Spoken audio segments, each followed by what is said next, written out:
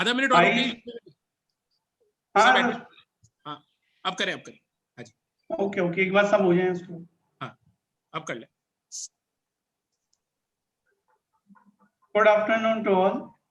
I, CA Shiv Shankar Gupta, welcome you all in this webinar series organized by Vitta Salaahkaar Samiti. Vitta Salaahkaar Samiti is an association of persons working for providing continuous education to finance and tax fraternity under the mentorship of my elder brother CA Gautam Sharma and younger brother CA Rohit Ruwatia and the entire team of VSS, who is working hard for organizing such quality program. Today's topic is critical issue related to loans and related party transaction as per Companies Act. For opening remark, I take pleasure in inviting our own Dr. C.S. Agarwal ji, past President ICSI, Member Appellate Authority, Chairman ICSI Registered Valuer Organization, New Delhi. Agarwal ji. Friends, good afternoon to you all. Hope I am audible to you all. Yes, sir. Yeah. Friends, good afternoon to you all. And first, let me compliment to the team of Vitta Salaahkaar Samiti and especially CA Gautam Sharma ji and my younger brother Rohit Ruwatia ji, because under their leadership, this webinar on series of topics is going on. Friends, I only say because we are fortunate to have professionals like them, who are always willing to contribute their personal time and talent for the betterment of the profession and for the betterment of the society. Friends, I am here not for a detailed lecture because one more webinar is scheduled. लेकिन रोहित का आदेश था कि भैया 5 minute तो आपके लिए आना है. And the second reason is, the session of Ranjeet Pandey ji, because Ranjeet is very good friend of mine, and in fact we work together in a council. And friends, believe me, he is a seasoned professional with expertise knowledge, and I hope you all enjoy his session. And definitely it's going to be one of the best session. And I request you all, please raise maximum queries as you can, क्योंकि otherwise Ranjit की fees बहुत ज़्यादा है, वो बहुत heavy fee charge करता है. So it's an opportunity to you all. And friends, for me also it's an opportunity to say hello to all my professional colleagues, because in the time of this crisis, I think these social medias are the only platform where we can interact with each other. Friends, the theme of this seminar is, COVID-19 and way forward in the profession and Capsule on Companies Act and other related laws. तो जो Capsule और Companies Act है, इन सब की बात तो Ranjit and बाकी लोग करेंगे. I just want to share some thought on the way forward to the profession or the current situation. But before sharing my thought, I remember one couplet of the famous Urdu शायर, शायद आप लोगों ने नाम सुना होगा, वसीम बरेलवी. उन्होंने कहा था, और ये बिल्कुल इस स्थिति के लिए ये जो शायरी है ये फिट बैठती है. उन्होंने कहा था कि घर सजाने का तस्वुर तो बहुत बाद का है, घर सजाने का तस्वुर तो बहुत बाद का है, पहले ये तय हो कि इस घर को बचाएं कैसे. तो फ्रेंड्स, ये जो प्रोफेशन और ये चीजें तो हमारे लिए अभी सेकेंडरी है. फर्स्ट है कि स्वयं को कैसे बचाएं, फैमिली को कैसे बचाएं और देश को कैसे बचाएं. इकोनॉमी और प्रोफेशन, यदि देश और ये फैमिली और हम लोग बचें तो ये इकोनॉमी और प्रोफेशन भी बचेगा, और नहीं बचेगा तो हम लोग मिल करके बचा लेंगे. And definitely there are certain positive things which I am going to share that gives a hope कि yes, economy and profession of the country will survive. But before sharing that, I still remember, I remember one more, living story from the life of Mother Teresa. एक बहुत अच्छी कहानी है जो इस situation पे हम लोगों को मोटिवेट करती है और हम लोगों को बताती कैसे इस सिचुएशन को हैंडल करें और कैसे हम लोगों को प्रोफेशन को आगे लेके जाना है. एक बार मदर टेरेसा कलकत्ता में एक व्यापारी के पास गई चैरिटी के लिए. व्यापारी को कहा कि भाई मुझे चैरिटी चाहिए. तो व्यापारी एकदम चिल्ला पड़ा जोर जोर से. मदर ने चुपचाप व्यापारी को सुना. कुछ समय बाद जब वो शांत हुआ तो मदर ने पूछा कि भाई आप क्यों चिल्लाए. तो व्यापारी ने कहा कि मेरे पास अभी भी कॉल आया और मेरा शेयर मार्केट में जितना भी पैसा था वो सारा का सारा नुकसान हो चुका है. तो मदर ने बहुत प्यार से उससे एक सवाल पूछा कि have you lost everything that you have or only what you had invested in the share market. कि वो सारा कुछ लॉस हो गया है तुम्हारा या सिर्फ उतना ही लॉस हुआ जितना शेयर मार्केट में. उस व्यापारी ने कहा कि नहीं, उतना ही लॉस हुआ जितना शेयर मार्केट में, अभी भी मेरे पास बहुत कुछ है. तो उस मदर टेरेसा ने उस समय उस व्यापारी को कहा कि मैं जिन लोगों की हेल्प के लिए आपके पास आई हूँ ना, उनके पास कुछ भी नहीं बचा है। So friends, the moral is that, उस व्यापारी ने सुना, मदर के पैर छुए और मदर की हेल्प करी, उसको समझ में आ गया लाइफ का फंडा या मोरल क्या है या मैसेज क्या है। Friends, the moral of this story is that pain is inevitable. परिस्थितियां हमारे हाथ में नहीं है, बट सफरिंग इज ऑप्शनल। लेकिन उन पे कैसे रेस्पॉन्ड करना है, कैसे रिएक्ट करना है, वो हमारे हाथ में है। कोविड हमारे हाथ में नहीं है। बहुत सारी चीजें हैं, ये कब खत्म होगा, कब खत्म नहीं होगा, ये सारी चीजें हमारे हाथ में नहीं है। लेकिन इस सिचुएशन को कैसे रिएक्ट करना है, वो हमारे हाथ में है। आपने एक जिंगल सुना होगा ना, एडवर्टीजमेंट के अंदर आता है, डर के आगे जीत है। मेरे ख्याल से गलत है। डर के आगे जीत नहीं है, डर के आगे दर्द है, दर्द के आगे सीख है, और सीख के आगे जीत है।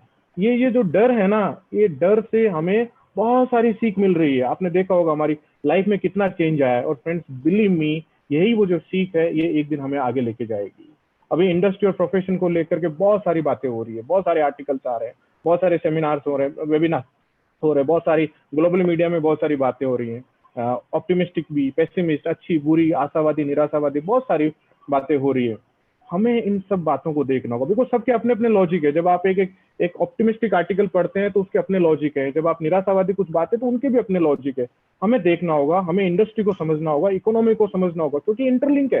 प्रोफेशन, इकोनॉमी, इंडस्ट्री इंटरलिंक्ड है, हम एक दूसरे से इंटरलिंक्ड है। हमें समझना होगा कि कौन सी इंडस्ट्री रेड जोन में है, यानी कि चैलेंजेज है, कौन सी इंडस्ट्री ऑरेंज जोन में है, कि यानी कि वो सर्वाइव कर सकती है, कौन सी इंडस्ट्री जो ग्रीन जोन में है, यानी कि जिसका फ्यूचर बहुत अच्छा है। साथ में हमें ये भी देखना है कि कौन सी ऐसी इंडस्ट्री है जो नई उभर के आएगी, कौन सी ऐसी इंडस्ट्री है जो आने वाले समय में एक नया इंडस्ट्री का शेप लेगी। क्योंकि फ्रेंड्स, ये जो समय है, ये इस समय में हम लोगों को क्लाइंट की जो प्रॉब्लम है, क्लाइंट का जो इश्यूज हैं, उसको समझना होगा। Accordingly we need to consult, we need to advise the client, and time is to adopt the technology, it may be the artificial intelligence। बहुत सारी टेक्नोलॉजी को जिसकी हम बातें करते थे हमारे सेमिनार में कि एक समय आएगा जब वो सारा सिस्टम एआई पे ड्रिवन हो जाएगा।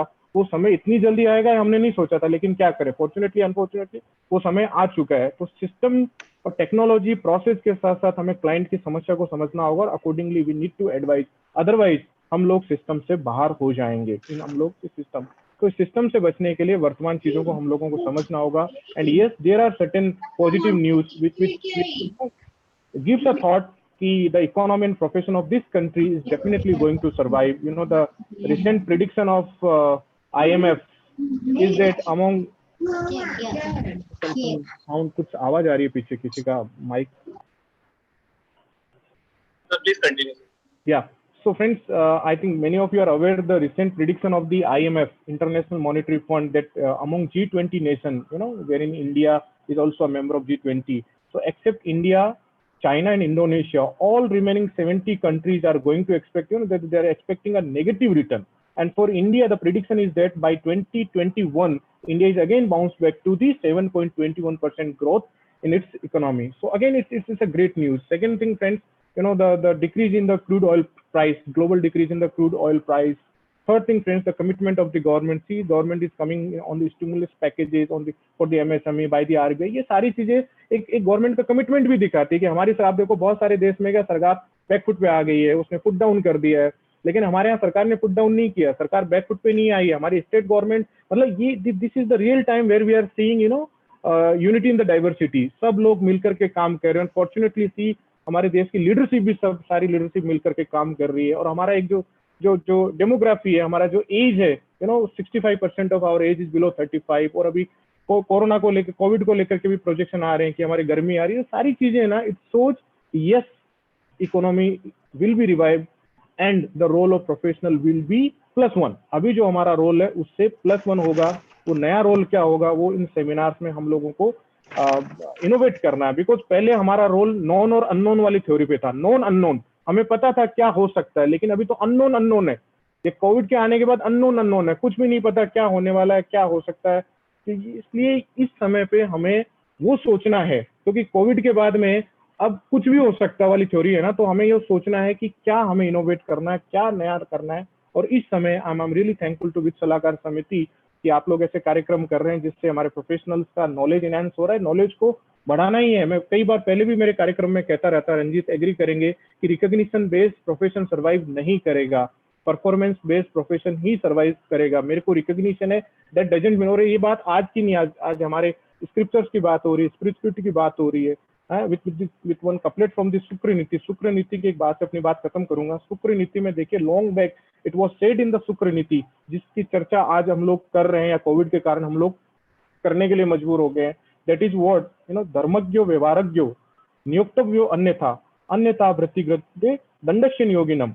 यानी कि without having the knowledge of procedural law and substantive law, if a professional appears before the court of law and receives some remuneration from the client, he is liable to be punished. यानी बिना proper ज्ञान के यदि हम client को represent करते हैं और रेमुनरेशन लेते हैं तो हम दंड के भागी हैं। हमारा जो नॉलेज है उसमें जो भी गैप है, मेरे ख्याल से फॉर्चुनेटली और अनफॉर्चुनेटली कुछ भी कहो, ये भले ही बुरा दौर है, लेकिन इसमें कुछ ब्लेसिंग्स भी है कि हमारे नॉलेज में जो गैप है उस गैप को हम लोग ठीक करें, ताकि जब नया सवेरा हो, जब नई चीजें हो, तो उस समय हम सब लोग एक नया प्रोफेशनल होराइजन और नया प्रोफेशनल अचीवमेंट या हम लोग एक नए पेडेस्टल पे हम लोग खड़े हों। So I think with these words, once again I'm really thankful to the with Salaahkaar Samiti and particularly the Rohit. Yesterday only I got a call from Rohit, and welcome to Ranjeet Pandey, because I think many of the participants are from the Rajasthan, from my own state, and I'm also told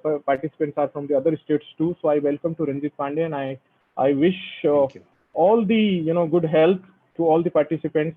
So enjoy the session of Ranjeet ji, and I take your leave with these words. Thank you so much. Thank you, Shyam ji. Thank you. Thank you, sir. Our today's speaker, CA Ranjeet Pandey ji, immediate past president, ICSI, doesn't need any introduction, but as a matter of custom, I request our own fraternity member from Jaipur, CA CS VK Sharma ji, past chairman NIRC ICSI, to introduce our speaker. Sir, please. Welcome, friends. Hi, Ranjeet. Hi, sir. Shyaam Agarwal, past president, Ranjeet Pandey, past president of ICSI. This is a good combination today. Then it is my privilege and pleasure to introduce Ranjeet because we had worked with the regional council, and he's a fellow member of ICSI and law graduate from Delhi University, and he's the past president of ICSI and immediate past president of the ICSI, and he's a very knowledgeable and extraordinary efforts and enthusiasm I had seen with him during the last year as a president. He's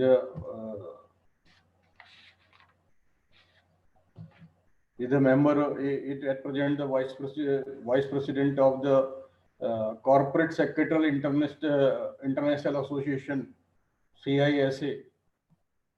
There are 14 institutions like the ICSI of the different countries. There's the association of the 14 countries, ICSI Company Secretaryship Association. He's the vice president at present, and during the presidentship, he's a member of the primary market committee of SEBI, and he's the various committee members of the insolvency professional, and he's also the insolvency professional, registered insolvency professional with IBBI, and he's a corporate social responsibility committee of the MCA, and he's serving the profession from last 17 years. So welcome, Ranjeet. And today's topic, we will all participants will enjoy the topic, and all the queries should be cleared. And if you give that more time, we require more time. So I hope that you will give the extra time to us so that our queries will be cleared. Thank you very much. Welcome, Ranjeet, to this session. Thank you, CACS VK Sharma ji. Thank you, sir. Without taking much of your time, now I invite CS Ranjeet Pandey sir for his deliberation. Sir, please. Thank you so much for a nice introduction, VK Sharma ji. Thank you, Shyam ji, for in absentia. Thank you, Gaurav ji, for inviting me and giving me opportunity to come and address the participants. Uh, Friends, I have been given topic loans, borrowings, and related party transaction, critical aspect. I will try to say cover these through presentation. But whenever somebody has a question, I think organizers has asked that question answer will be taken at last. But if organizers feels that some of the critical questions can be taken at in between, I'm comfortable taking in between also. But if something is required to be asked at the end, so I will keep around 15-20 minutes at the end also, end of the session, for the question answer. So let me start with my presentation, and this is on a critical aspect of the loans and related party transaction. And this particular presentation, I have not much slides, maybe uh, 49 to 50 slides are there, but I'll run through the slides, and we will keep the more time for the discussion maybe. So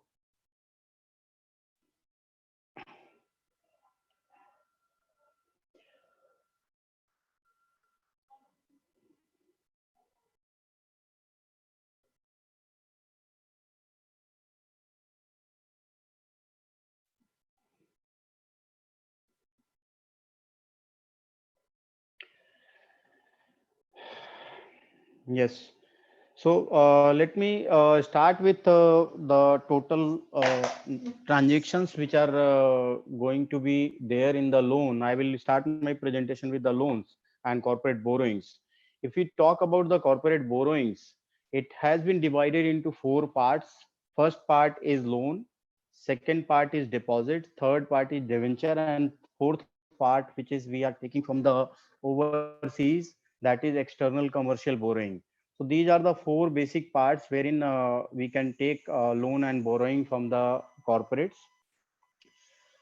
Uh, First part is deposit. Let me take you through the say deposit in greater detail. And if we talk about deposit, it is a very broad definition which has been given to the deposit. And if you say go by the plain definition of the deposit, it gives a very vast look and vast picture that what deposit means. Friends, it is an inclusive definition which says that any receipt of money by way of deposit, loan, or any other form by the company unless it is exempted.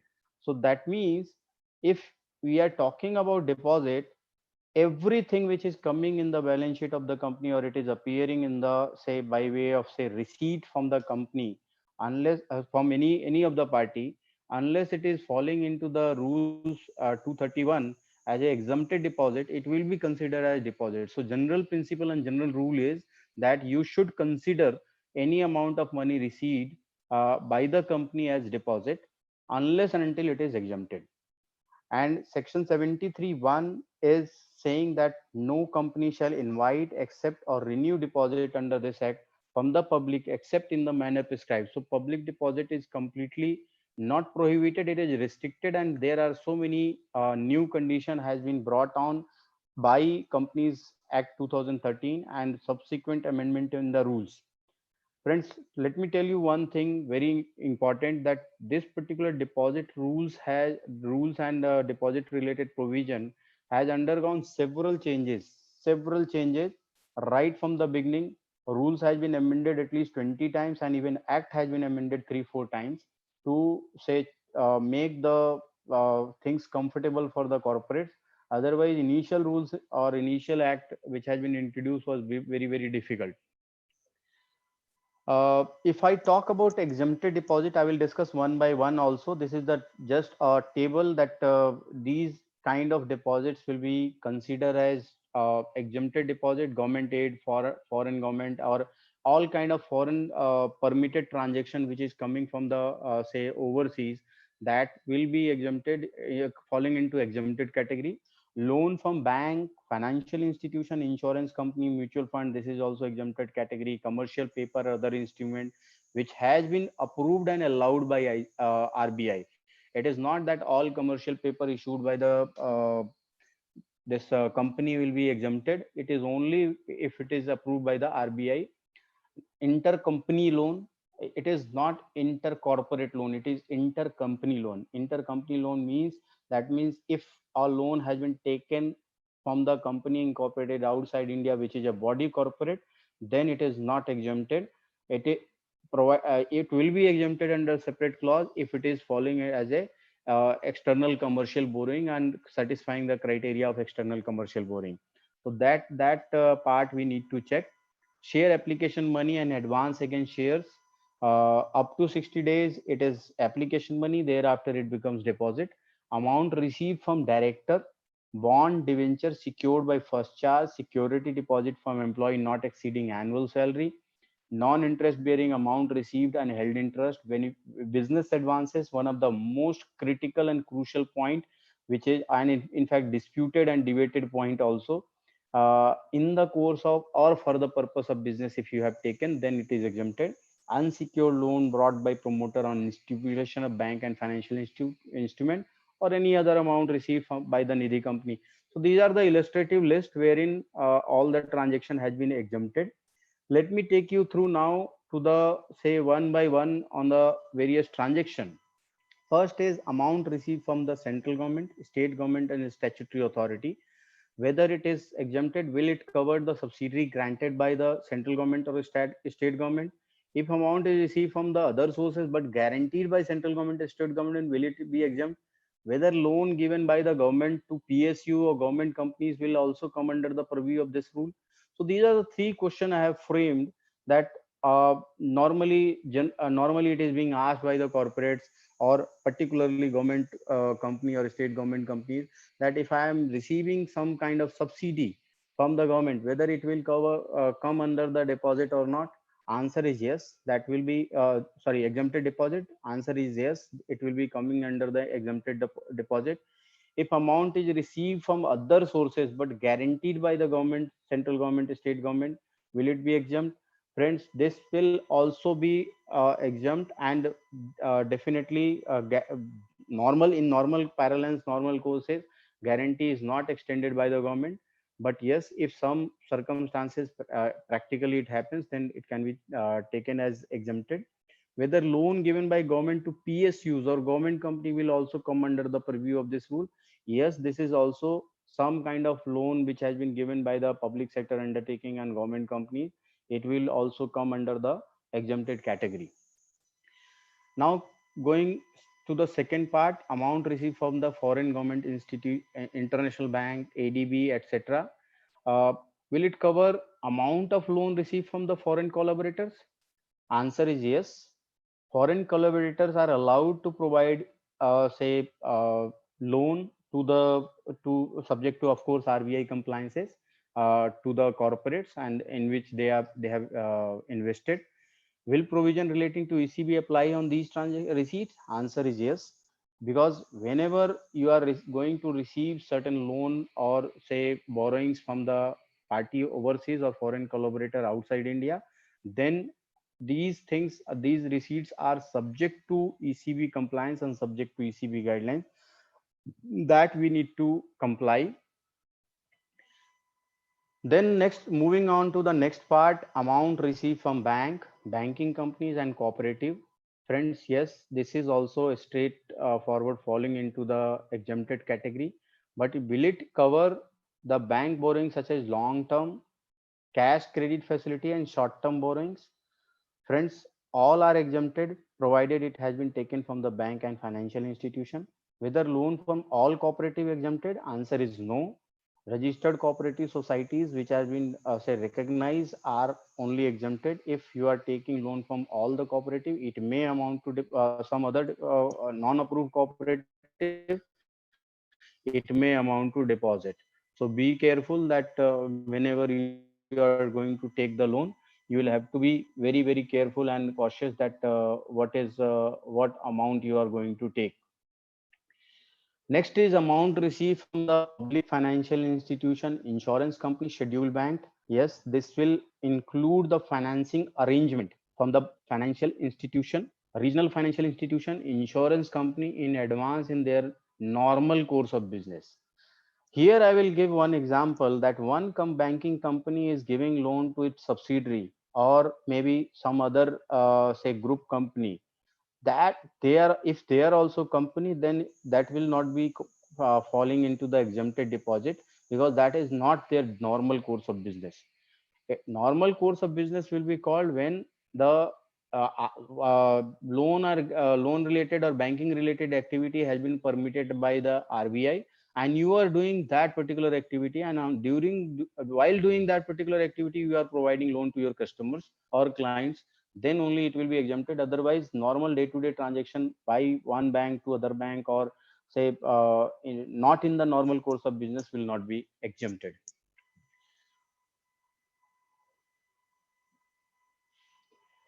Next is commercial paper or other instrument. The instrument are exempted, but they must be issued in compliance with the provisions of guidelines or notification issued by RBI. So the only condition in the commercial paper and other instruments are that those instrument or papers must be through general or specific approval of RBI. It should be approved one. Another one that is always say debate among the professional company secretary, chartered accountants always discuss whether intercompany loan are exempted or not, and if it is exempted, then whether other provisions are required to be complied with or not. Friends, there are two provisions which are going to be attracted. Say for example, one company is taking loan, another company is giving loan. The company which is taking loan is may fall under the deposit rules, but since it is a group company, you as a professional is required to keep in mind that other company which is giving the loan are subject to 185 and 186. So if 185 has certain stipulation or restriction, you need to comply that. And if it is transaction between the person where directors are interested, 185 will also get applicable, and you need to comply the provisions of 185 for that company. So whenever we are going to do these kind of transaction, intercompany loan, then compliances of both the companies are required to be seen and required to be done. Share application money and advance against shares. This is another debatable issue, and initial at the initial period when old or say legacy transaction of loan against shares or advance against shares or share application money, pending allotment or share application money was there, it was a debate among the professional what to be done with this particular transaction money which is lying in the say company's account. So ministry has clarified so many times, and after clarification, things has been settled, and DPT3 form or DPT4 was also required to be filed at one point of time. So these transaction was disputed. Now it has been settled, but yes, few things are required to be kept in mind while say dealing with the share application money, because it will immediately become deposit after the expiration of 60 days. So let me first deal with the section 162(1)(a), which does not specifically give reference to refund of share application money pending allotment beyond 60 days. But whether share application money received under section 62(1)(a) be treated as deposit after expiration of 60 days, answer is absolutely yes, because although it is not giving, but very nature of that particular transaction is share application money, and you can keep that particular application money for 60 days as per deposit rules, not as per 62(1)(a). But as per deposit rule, you can keep it for 60 days only, and within 60 days you will have to do allotment. If you are not able to do allotment within 60 days, then the moment 60 days expires, it becomes deposit. So beware, we be very careful while doing the transaction that 60 days period should not expire. And even RBI has earlier, FEMA regulation was also earlier talking about foreign receipt till the time of 180 days, and it is refundable, become refundable after 180 days. Now that provision has also been amended, and it has been aligned with the Companies Act provision to the 60 days. So in any case, friends, we are receiving the money as a share application money, we'll have to adjust it in the 60 days. Next question comes that can share application money received from director and pending beyond 60 days be converted into unsecured loan from director? So whether refund has to be done or whether adjustment or only book entry can be done. Answer is that 60 days is the timeline prescribed for the allotment. If you are not able to give the allotment, I think entries has to be reversed, and after reversing the entries, then you take another refund the money to the director's account and then take it back again as an unsecured loan, because adjustment is not allowed in this. Adjustment against share application money is not allowed. You can give the refund and thereafter you can take the money back.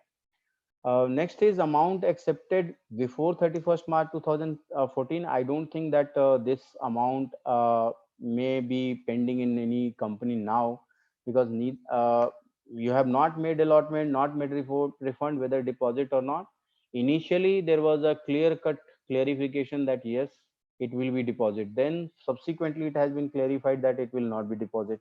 Then one sunset clause has been brought in, wherein ministry has clarified that whosoever is holding this particular amount, let it be disclosed, and let it be adjusted, and whatever treatment you want to do it do it, and close this particular thing. So now share application money, I don't think that anybody must be having or anybody is possessing there.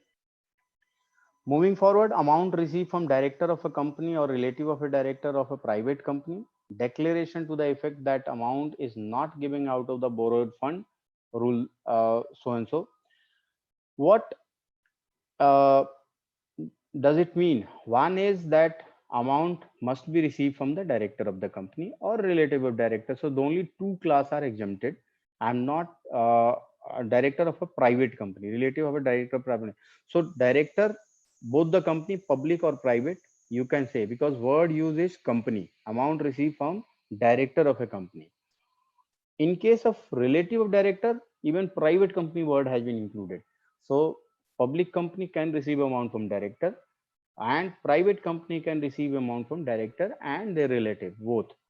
But one condition is there, that declaration you will have to take that amount is not taken from the borrowed fund. So he has not borrowed this money from anywhere, he has given it from his own fund. Then comes amount received by directors from his or her relative as a gift and given to the company. Will it amount to deposit? Answer is no. It will still be falling into the exempted deposit, because it is not from the borrowed fund. Gift is not borrowing. Gift is basically amount coming as a matter of love and affection from somebody, and he has gifted you.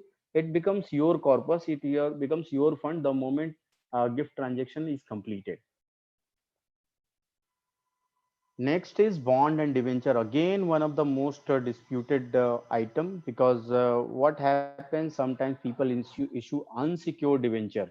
Sometimes people issue non-convertible debenture. Friends, be careful. There are conditions under the deposit rules that you can issue debenture, but it should be secured by the first or pari passu with the first charge. So it should be secured and charge should be filed. So that is one part. Second part is that debenture or bond should be compulsory convertible into shares within a period of 10 years. So another clause, another restriction is 10 years. So if your debenture are not secured, but it is compulsory convertible, then CCDs are treated as somehow equivalent or near to the shares or securities of the company, and 10 years within 10 years it has to be converted. Value of bond and debenture should not exceed the market value of assets. So registered valuer will come into play here, and registered valuer definitely will do the valuation. And bond and debenture, value of the bond and debenture should not go beyond the market value of the asset company is having. Listed NCD not constitute charge on the asset of the company.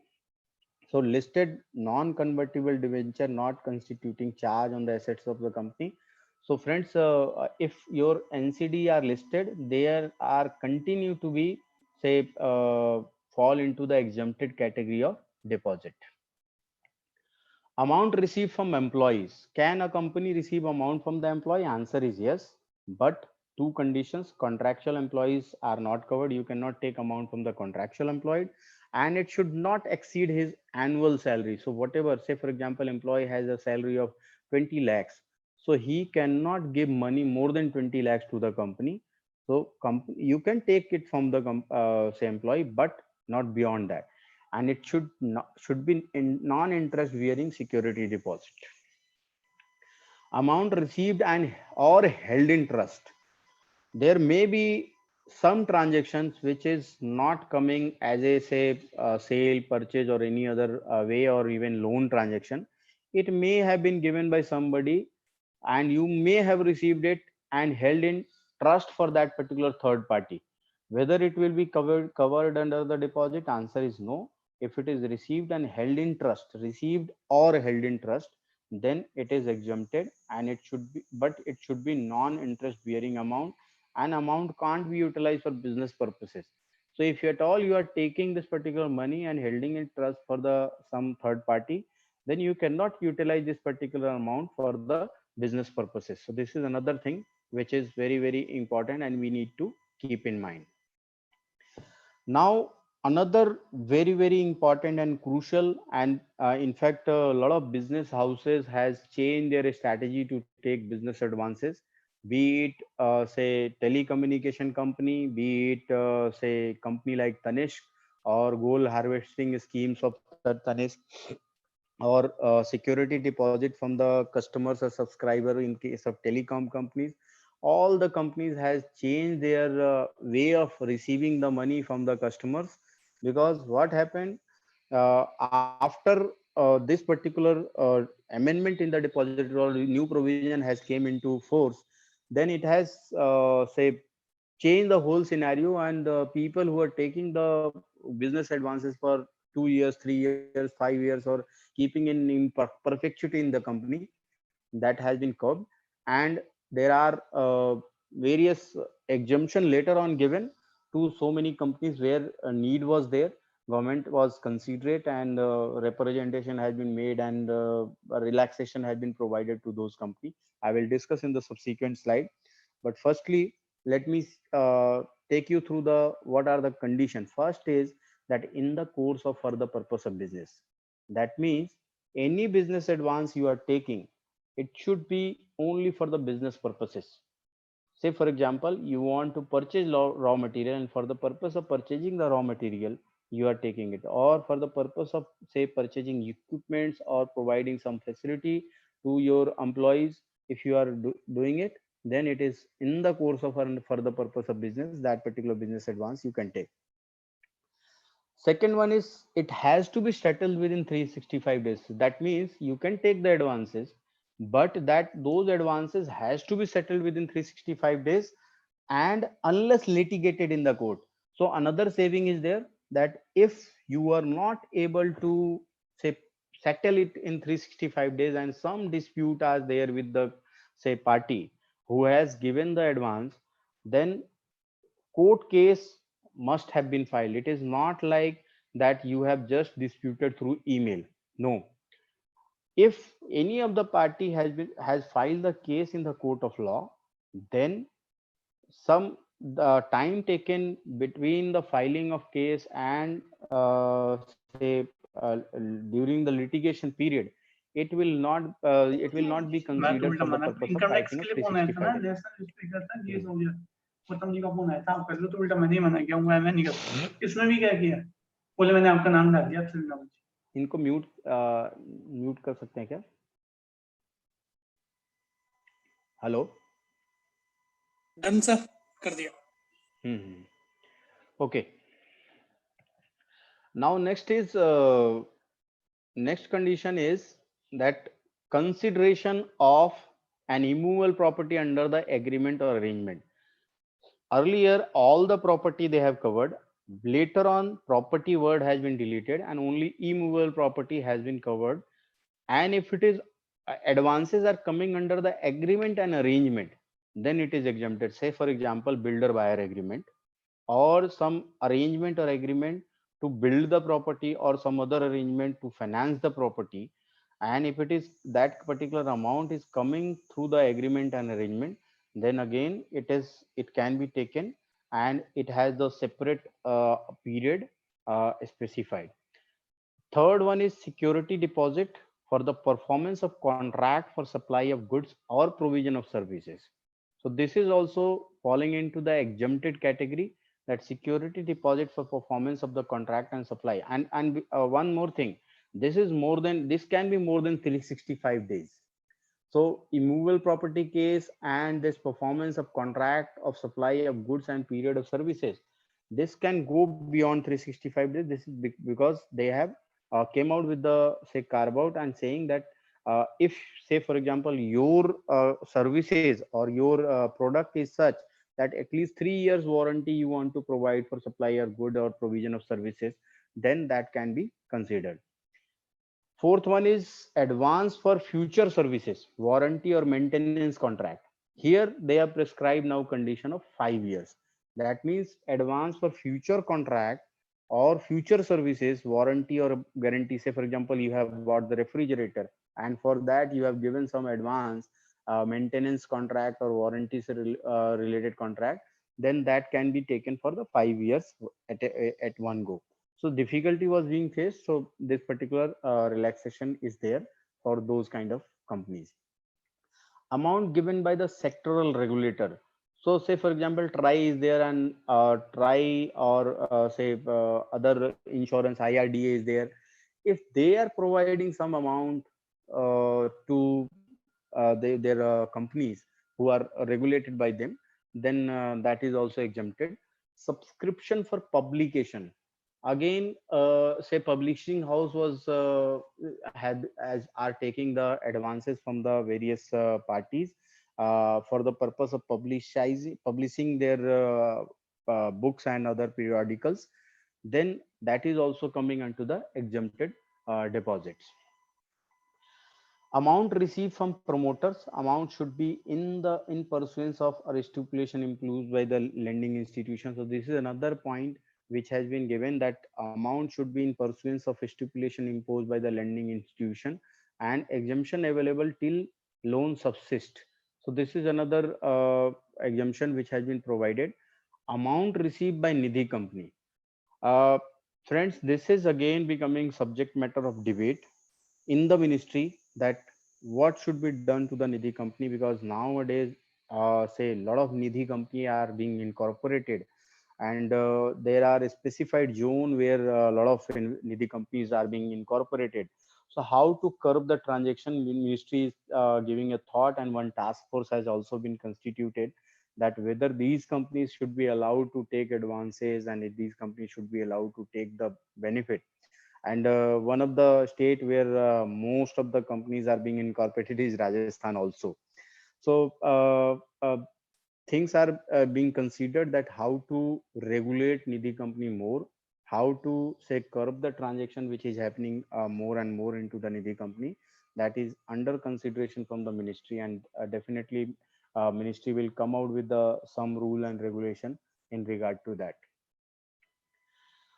Other exemptions which has been given later on, chit fund. Of course, chit fund has also been exempted. Collective investment scheme under the SEBI regulation. Amount received by a startup company by way of convertible note. Alternate investment fund, domestic venture capital fund, infrastructure investment fund, real estate trust, investment trust, and mutual fund. All these funds or trust, if they are taking business advances or money, they are also falling into the exempted category. So friends, these are the various exempted category of the deposit. And in this, if you can see that there was an exhaustive list. First is the condition, that under what condition you should not take deposit and what should be called as deposit. Then there comes the exemption, that these are the exempted category. And in exempted category also, they have prescribed the condition that subject to this condition, you can take the deposit. Now, next question is, and next subject matter of debate is that if my transaction is exempted into one particular clause and I am also exempted in second another clause, then which clause I should use? I think as a professional, I will go for the most beneficial interpretation. The clause which is more suitable to me, I will go for that particular exemption. Say, for example, amount received from the director in case of private company and relative director and member, all three are exempted. So if amount has been received by the member who is also director, what I will consider? I will definitely consider him as a director if I am a public limited company. If I am a private limited company, then it hardly makes any difference because both the transactions are exempted. But if it is public limited company, I will treat it as that the amount has been received not from the member, it has been received from the director of the company. So these kind of interpretation we have to take as a professional to advise and guide the client, and that one of the clauses must be attracted and one of the clause must be giving the say benefit to me to say get this transaction falling into exempted category. Now, what are the permitted deposit? So those are the exempted. Now something is permitted. Acceptance of deposit or loan permitted to banking company. Banking company take any loan from anywhere. Non-banking financial companies can take loan from anywhere. Specified company, till now there is no specified company, but yes, provision is there. Government may feel necessary, they can prescribe any kind of specified companies. Next is Nidhi companies. Again, Nidhi companies are exempted in the exempted category also, and permitted deposit is permitted to them also. Eligible company, what is eligible company means? Eligible company means a public company having net worth 100 crore and turnover 500 crore, subject to condition or with the prior consent of a special resolution, filing of resolution with ROC, they can take deposit, and it is fit case for the public deposit also. So only eligible company can take public deposit, no other company can take it.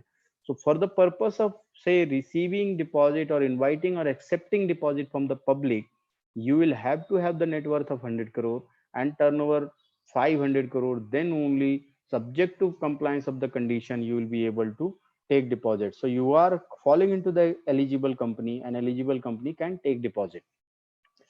Eligible company accepted deposit within the limit of 180C may be accepted by ordinary resolution. So this has came later on through the amendment. Earlier only special resolution was permitted, but if they are taking within the limit of 181C, that means within the paid up share capital and free reserve of the company, then no need to pass a special resolution, even ordinary resolution will do. Quantum, how much deposit you can take. If you are going to take deposit, there are two categories. One is eligible company, another is other company, and third one is a special category, that is government company. So which class of companies or which type of company, how many deposits are allowed? So number one is eligible company. Eligible company take deposit from member up to 10% only, and from public 25%. So taken together 35%. So it is not exclusive, say inclusive of each other. It is exclusive of each other. So 10% from members and 25% from public. So taken together 35%. Eligible companies can take deposit. Other company cannot take deposit from public. That's why it is written lil, and other companies can take deposit from member up to 35%, and government company straightforward 35%. Whether it is member or public, you can take deposit from say anybody in case of government company. Now coming on to the short term deposit not exceeding 10% of the paid up share capital and free reserve and security premium account. Duration is 3 to 6 months. So this is another thing which is say permitted deposit, and you can accept deposit.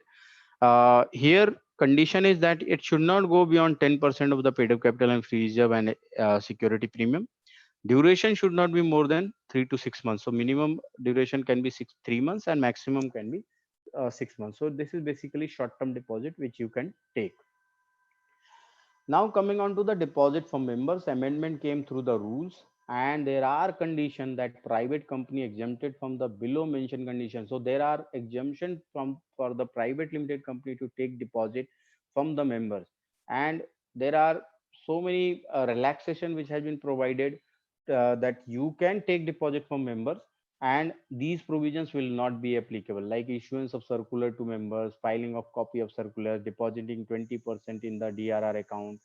So these are the say exempted from the below mentioned conditions. These conditions were earlier applicable to even private limited company. Later on, it has been exempted. So these four things has been exempted for the private limited company. No default certificate relating to repayment loan, deposit 20% in DRR account. These things are has gone. So private company, if we are willing to take the deposit without complying these conditions, you can take the deposit. Exemptions are subject to following conditions. So there are conditions also imposed by that. The deposit shall not exceed 100% of the paid up share capital and free reserve of the company. Now question comes that when I will, and from where we will do the calculation of paid up share capital and free reserves. Last audited financial statement, that is 31st March of the previous year, we can take paid up share capital and free reserve from there, and on the basis of that we can issue. If say later on paid up share capital has been revised, free reserves we may not be able to take, but paid up share capital we can take that also. Exemptions, private limited company which is a startup company. Now special benefit has been given to the startup companies also for 5 years from the date of its incorporation. Private company satisfying these conditions.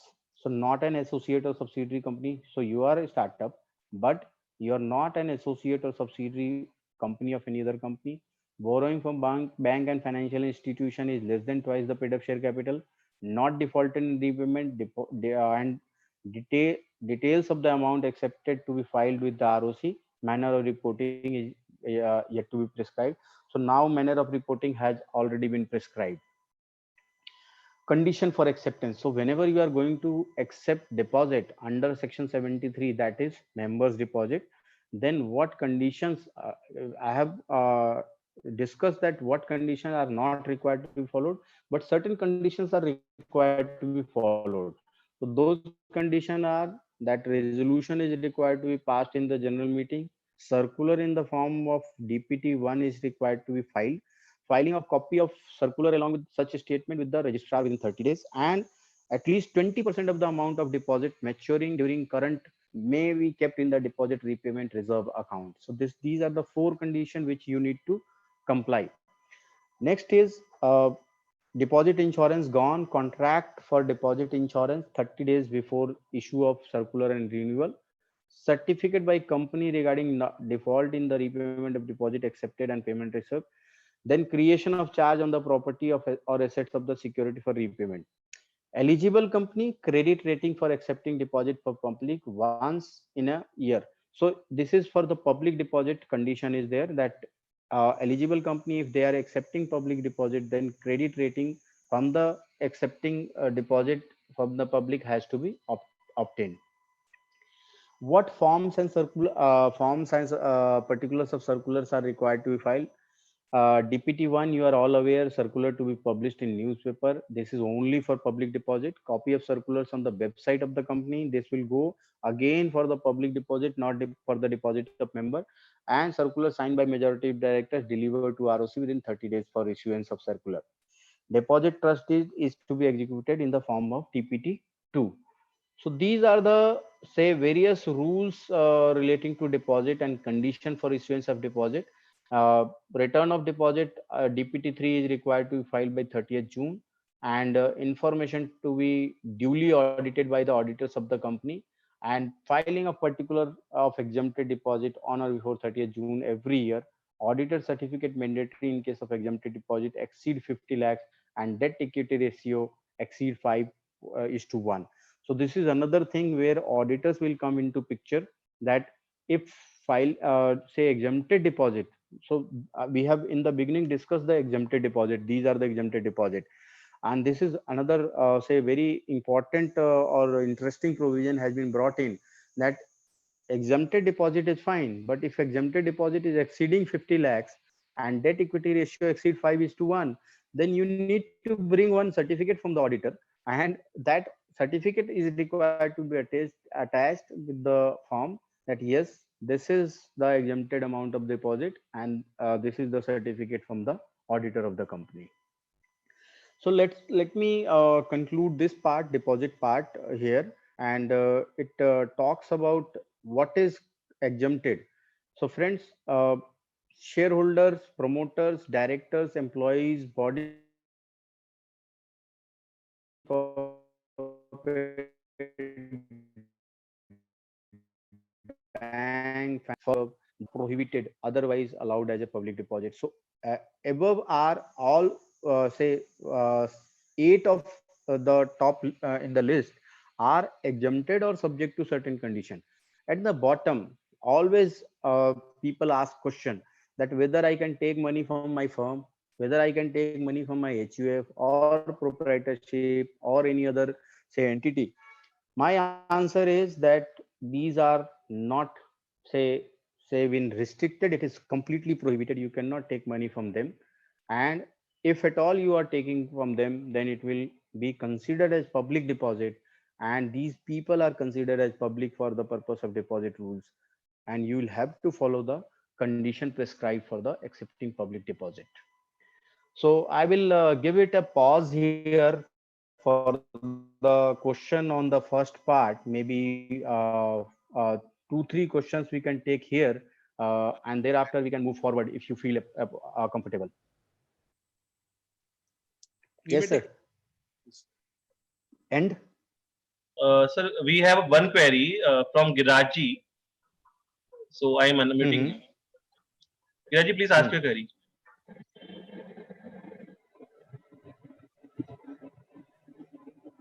Giraj, sir, please आवाज नहीं ask uh your रही. query. Sir, I think there is a technical issue on their हाँ, part. आवाज नहीं आ रहा उनका, आवाज नहीं आ रहा. Sir, we can chat move आप further. चैट पे मंगा लीजिए, आप चैट पे मंगवा लीजिए, बाद में Right, पूछ sir. लीजिएगा, आप पूछ लीजिएगा. हाँ. Right, sir. Right, sir. Yeah, so we can continue till next question and answer session. Okay. So now moving on to the next part, that is debenture. Should I move forward? Hello? Yeah, Yes, sure, sir. sir. We can move forward. Yes. Yes. So next is debenture. So another one is deposit, another form is debenture. And debenture, if I am talking about, which is not considered as deposit. Say for example, secured debentures are debentures. It will not never be called as deposit. And compulsory convertible debentures are also debentures. It is not will not be covered as under the deposit. It is covered exempted deposit. So let me take you through the debenture. Again, it is inclusive definition, and it includes debenture stock, bond, or any other instrument of the company evidencing a debt. So uh, it is not necessary that you will name that particular instrument as debenture.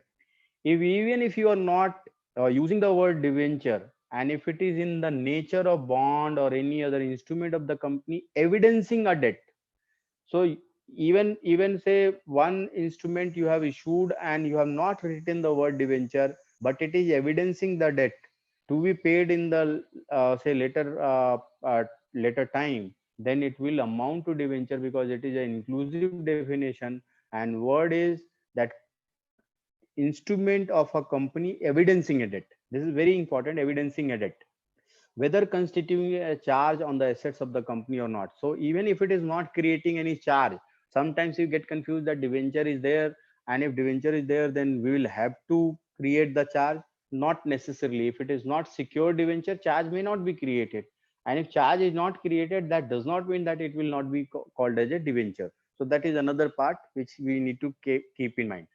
Then some proviso is there, and proviso is talking about that instrument referred to in chapter 3D of the RBI Act, and such other instrument as may be prescribed by central government in consultation with the RBI issued by the company shall not be treated as debenture.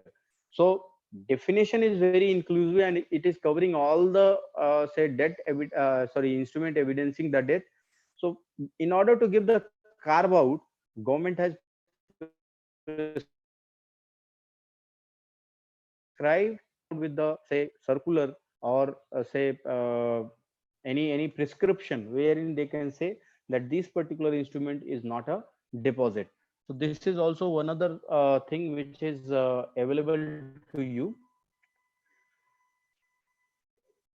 Now moving to the type of debenture. One is non-convertible unsecured debenture.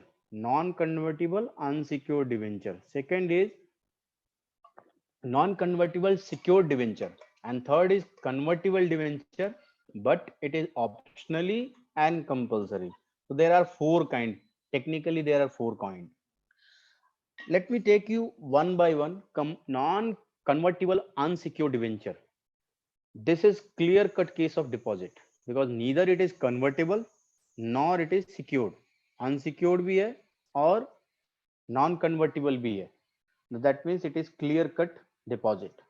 Then comes non-convertible secured debenture. Non-convertible but secure है. The moment it is secured, then it will be coming out of the purview of deposit and it will be called as debenture as such. Provision relating to debentures has to be complied with. Then comes third one, compulsory convertible debenture, optionally convertible or compulsory. Compulsory convertible debenture are surely and be treated at the par of the security of the company, like shares of the company, because at later date it may come as a said shares only. But what professionals are doing, I think a lot of professionals are doing, I will not say mischief, but they are using the loophole. They issue initially compulsory convertible debenture. Thereafter, they look for the option to make it non-convertible or maybe redeemable. Friends, technically speaking, if you will see the provisions of the law, changing the nomenclature is nowhere prescribed under the act or even in the rules. That you issue initially compulsory convertible debenture, thereafter you change it to the say non-convertible or any other kind of instrument. So that is to my view, it is nowhere specifically allowed. Yes, if we can see the loopholes, if we can see the say some of the say transaction, some of the provisions where we can avoid non-compliances and convert it, some professionals are doing, but it is not advisable. Condition for issuance of debenture: the period of redemption cannot exceed 10 years, except in case of company engaged in the setting of infrastructure project for which the maximum period is 30 years. So normally you can come with the debenture with the life of 10 years, and within 10 years it should be redeemable.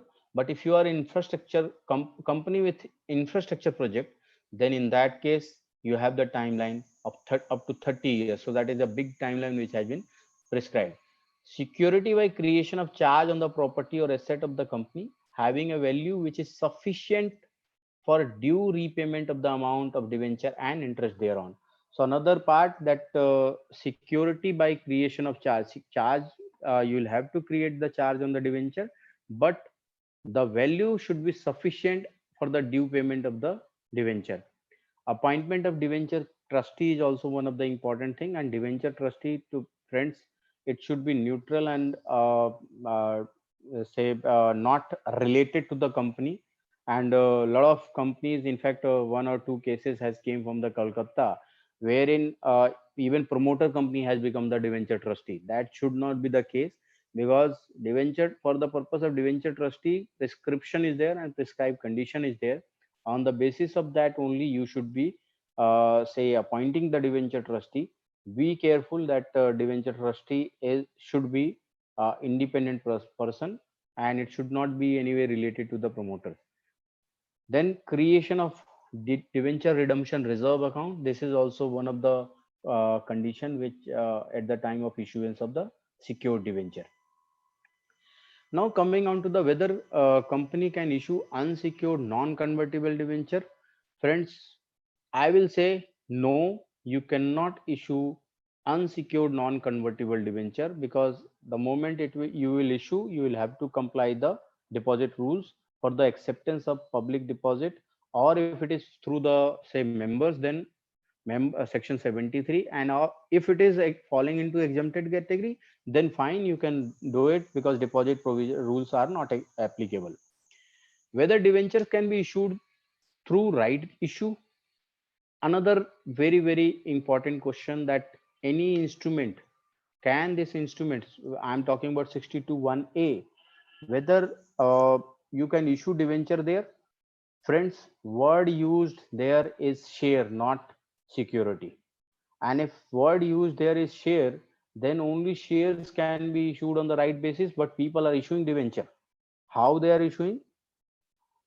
Only in case of, if at all you want to take the leeway, only in case of compulsory convertible debenture into shares, you can use that particular shelter, otherwise, or that particular provision. Otherwise, my advice is that for other kind of debentures, that particular provision should not be used, and right issue should not be done under that particular clause. Now coming on to the third part, there are four parts, and now third part, external commercial borrowing. Very briefly, I'll be touching, because I am not going to cover the RBI rules. I'm just saying that what are allowed and what is called as external commercial borrowing. Just to complete the topic, this is also required to be covered, that foreign. So our FEMA rules and RBI regulations are very clear. FEMA regulations are very clear that who are eligible borrowers, who are eligible, say, lender, and all other things. So recognized lender, eligible borrowers have been prescribed under the say deposit rules itself, and external commercial borrowing regulation. Here they are talking about all entities eligible to receive FDI, port trust, unit in SEZ, SIDB, Exim Bank, recognized entity, engage in the microfinance activity, registered not for profit companies, registered society, trust, cooperative, and non-government organization. They are the eligible borrowers. Recognized lender, resident of FATF and ISO compliant companies, multilateral and regional financial institution, individual and foreign branches, and subsidiaries of Indian Bank. So these are the eligible borrowers and recognized lender which has been provided under the external commercial borrowing rule. What ECB you can take? Minimum average maturity period MAP is 3 years for all ECBs, and ECB raised from the foreign equity holder and for utilized for a specific purpose of 5 years. Then ECB up to 500 million per financial year raised by the manufacturing sector up to 1 year. So this is what the condition is.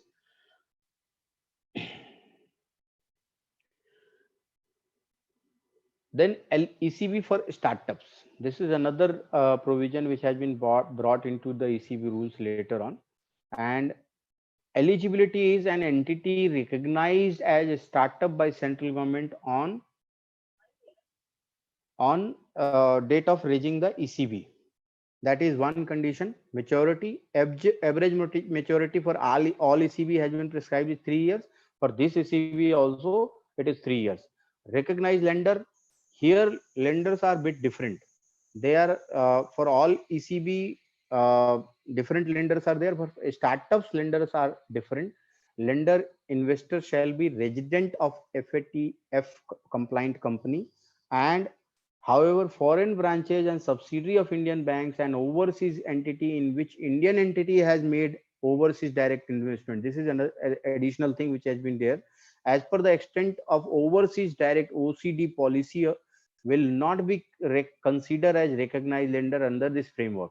So round tripping जो होता था generally, मतलब यहाँ से पैसा गया ODI में, and then ODI से पैसा वापस घूम के इंडिया में आ गया. So that particular thing has been curbed. They should not be bringing money in the startups. So this is what another thing which is given to the startup, and some curve has also been placed on the startups. Charger.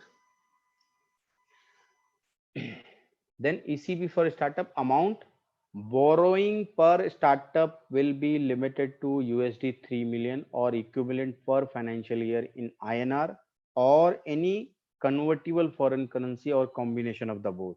So 3 million USD or equivalent to the 3 million का equivalent जो INR होगा वो. Conversion into equity is freely permitted subject to regulation applicable to the foreign investment in a startup.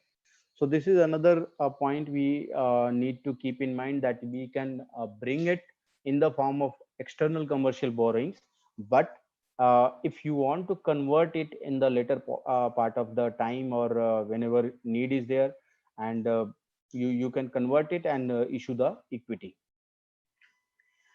Now coming on to the last part of this particular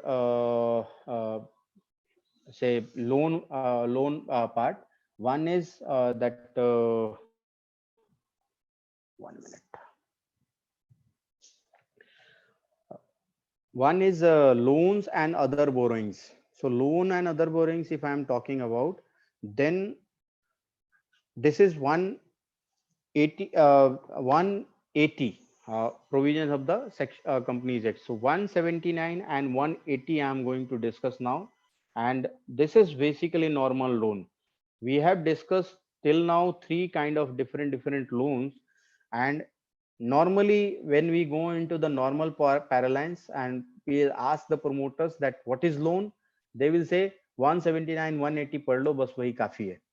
But friends, I think first three part I have covered, that is different. Those are not considered as active loan. Deposit लिया वो भी loan है, but people think that loan अगर लेना है तो 185 179 180 ही main provision है. Nothing like that. This is only giving the outer limit for you to provide the loan. So now let's discuss 179 and 180 also. Items requiring resolution in the meeting of the board to borrow money, invest fund, and grant loan, give guarantee, and provide security. So borrow money, clause A. Whenever you want to borrow money, section 179 is applicable. That means you need to pass the resolution of the in the board. That is one condition. Then certain loans are can be taken through this your special resolution also. And if you talk about the special resolution, then special resolution can be passed by the company, applicable to the public company if money to be borrowed or money already borrowed exceed the paid up share capital and free reserve. So these conditions and these provisions everybody and every professional is aware. I am not going to deliberate much. Important point here is that it covers secured and unsecured loan both. So then don't get confused that only bank loans are covered under the while calculating the limit. Second is from bank, financial institution, NBFC, anybody you take, that will be covered.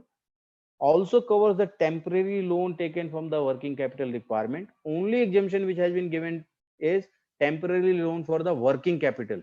So if you are taking temporary loan for capital expenditure, then it is covered. If you are taking temporary loan for working capital, then it is not covered, and you will not count this particular amount for the purpose of calculation of the say amount of loan, whether it is falling within the limit or not. Resolution to borrow money, resolution under section 180 should be passed through the postal ballot. Passing of resolution through postal ballot, sale or hold. See, normally if you go by the provision, you will not see that postal ballot provisions are applicable. But if you will go by the rules, passing of resolution through postal ballot rules 22-16-1, it says sale of the whole or substantially whole of an undertaking of the company as specified under clause A, subsection 180. That means if you are creating some charge on the assets of the company while taking the loan, that particular charge will amount to, and there is a clear cut clarification also, that charge will amount to, say, creating charge on the whole or substantially whole of the asset of the company, and it will amount to disposal, sale or disposal of the undertaking. So if you are creating charge, then it will be attracting 181A, and therefore you will have to go through the postal ballot. Although postal ballot provision are not applicable to all the companies, for those companies where the postal ballot provisions are applicable, more than 1,000 shareholders, then you will have to go for the postal ballot also. Loan and investment by the company 186. We are till now discussing that how to take the loan, how to give the loan. 186 is applicable, and here uh, they have prescribed a certain condition that investment exceeding 60% of the paid up share capital and 100% of free reserve, which is more, then a special resolution is required to be passed. And now these loans cannot be interest free loan. It should, and you should charge interest not lower than the yield of the security of the relevant period. Disclosure of investment has to be made in the board report. Some of the permitted transaction, infrastructure facilities related loan and investment in NBFC company for the having principal business of acquisition. 186 loan guarantee security to the WS and JV company, loan to employee in some cases. All these are 4-5 transactions which are permitted transaction under 186 also. What is infrastructure facility? They have defined it clearly that transportation, agriculture, water management, telecom, industrial, commercial and social development, power, petroleum, natural gas, housing, and other miscellaneous facility like mining and technology will be called as infrastructure facility. And for infrastructure facility, exemptions are there, and those companies can take loan, give loan to their say companies and subsidiary companies for the purpose of project. Whether company providing multiple facilities can avail this exemption? Answer is yes. If at all you are covered into any of these criteria specified, then you will be called as providing the infrastructure facility, and you will be availing the benefit. So my first part of the say loan or borrowings is over now. And if at all here again we can stop and ask question if some questions are there. Otherwise we will move forward for the last part, related party and related party transaction, wherein I think I will be needing another 35 to 40 minutes, 30 minutes time to wrap up this particular part, and thereafter we can have the question answer. So any question at this moment? We may take right now, sir. Yes, please. Anshul ji, please. Sir, whatever queries have come on chat, sir, you may answer right now, sir, please. Sir मैं गिरीश अरोड़ा जी को unmute कर रहा हूँ उनकी query के लिए.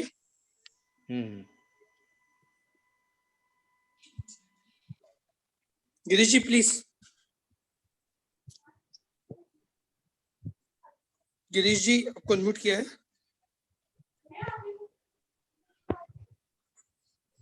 शायद connection नहीं हो पा रहा उनसे. मैं सब पुनीत जैन जी को अनम्यूट करता हूँ. पुनीत जी प्लीज आपकी क्वेरी. हाँ, good afternoon, sir. Good afternoon. Sir, I have. Can you please brief out the provision regarding loan given by a company to a proprietorship firm in which the proprietor is wife of a director? See, 185 will be applicable because it will amount to loan to director, and one loan to director is completely prohibited. Okay, and what about the corporate guarantee to that firm only? No, it is coming through the say corporate guarantee to that particular firm by the company. Again, not allowed, sir. Again, not allowed, sir. Not allowed, because 185 is not a restrictive section; it is prohibitive section. It is saying that anything which is any amount which is taken by the director, and company is giving the say guarantee, security, or even directly providing loan to director or any of the relative of the director or any of the person who is interested in or a director where director is interested, then it is prohibited. So 185 will become applicable, and this transaction is not allowed. And sir, in that firm, the loan that has been given to that firm, it has been given on the basis of the property of the company. Can this transaction be allowed? Pardon? Property of the? Property of the company has been mortgaged to give the loan to that proprietorship firm. Again, not allowed. This is more dangerous. Okay. So all these three Sir, next. transactions. Okay. Sir next query Anuja Bansal ji की है, उनको मैं unmute करता हूँ. Anuja ma'am please. Hello, sir. हाँ जी ma'am. Sir, like one of my client is a registered NBFC with RBI, and it has provided loan to one of the borrower, and as per the norm, like we need to file CHG1 within 30 days of providing that loan by the company. Now, if the company fails or it refuses to file that particular form within 30 days, the charge holder has the opportunity to file it itself. Okay, but section 78 says that if the charge holder is filing by itself, the ROC will make a 14 days notice to that borrower company and ask for the clarification. So what is the remedy, like if that particular borrower company makes a remark to the ROC that, okay, if it's give negative remark, then what is the recourse available to the charge holder for getting it that particular form registered and secure its interest? No, that is the only route which has been provided, and you will have to work on that route only, because you have failed, and the moment you have failed, then in that case you will have to go by charge holder route, charge holder route only, and they will have to approach the authority and raise the 14 days notice requirement and all other things, and comply with that, and then get it registered, because there is no other way. Sir, like I'm asking from the point of view of the charge holder only. Customer is refusing to get the charge registered. Then go and approach ROC. And ROC will definitely help you out in this matter. Or even you can send the mail to ROC, and they can directly write to the company, because company is under jurisdiction of the ROC, and even show cause notice can be issued on this. No, because technically this is non-compliance on their part. This is a non-compliance. Like I have approached the ROC also, and they've said that they have issued a 14 days notice, and they can only say, they said that we can only wait for that their response, and we can't help you in any other way. Like even if they make any negative. But what could be the reason for not getting it registered? I'm not able to get it. Sir, it can be like they want to just hide their you can say the debt portfolio. Okay, there's so much of debt is there. They want to take a loan from other banks also, so they want to hide it. Okay. Even if the charge holder is ready to pay that additional fees also, then also they are not ready to get it registered. No, I think enforcement is the only solution in this case, nothing else.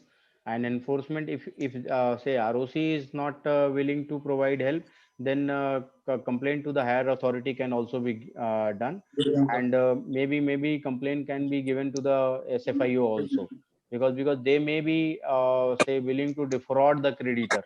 It may be possible. Okay, sir. Thank you. Sir, 2-3 more queries are coming. Yes, so should we take this now or end query session? Yes, please. Okay, sir. I am unmuting Anurag Potugaji. Anurag sir, please ask a query. Good afternoon, sir. Good afternoon. Can a company take loan from shareholder who is neither director nor relative of director, and afterwards can the company convert this loan into shares by issuing new equity shares? See, taking loan from the direct person who is not a director or relative shareholder, deposit from members is allowed. It is up to the paid up capital and free reserve of the company if you are a private limited company. But if it is a public limited company, then it is not allowed at all. You can take loan from the directors only. And as far as taking loan and thereafter converting into the the equity share, section 62 subsection 3 is there, which is talking about that you take loan, but in the loan agreement you have the stipulation stating that yes, it can be converted later on into the security.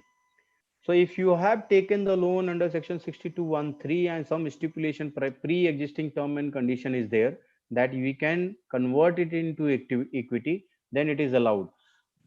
However, I will say that a very loose interpretation, if I'll take from 62(1)(c) also, wherein say conversion of loan, issuance of the security or shares, there also you can utilize this particular money and convert it into equity, but it is not advisable because direct section given is 62 subsection 3, wherein they are saying that pre-existing term and condition must be there to convert the loan into equity.